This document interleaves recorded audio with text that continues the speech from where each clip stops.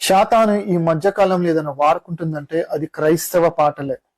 ఎందుకంటే క్రైస్తవులు గంటల తరబడి క్రైస్తవ పాటలు వింటారు కానీ గంట సేపు వాక్యం చదవలేరు.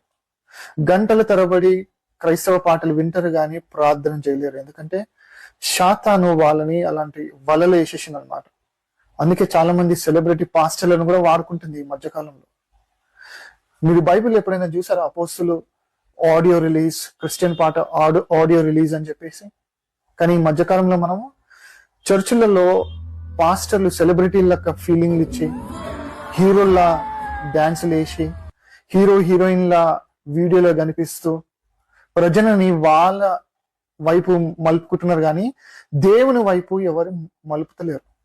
అపోస్తులు వాక్యాన్ని ధ్యానిస్తూ, వాక్యాన్ని బోధిస్తూ, వాక్యాన్ని పరిశోధిస్తూ, ఏసే నిజమైన దేవుడు, ఏసే క్రీస్తు అని చెప్పి ప్రజలని దేవుని వైపు మలుపుతూ వాళ్ళు అల్లా సేవ చేశారంట. ఎందుకంటే మన దేవుడు రోషం కలిగిన దేవుడు. ఆయన ఘనతని, ఆయన మహిమని ఎవరితో కూడా ఆయన పంచుకోరంట. సో మనం చివరి రోజులో ఉన్నాం కాబట్టి మీరు కూడా సెలబ్రిటీ పాస్టర్కి ఘనత ఇవ్వకుండా దేవునికి మాత్రమే ఘనత ఇవ్వండి. God bless you.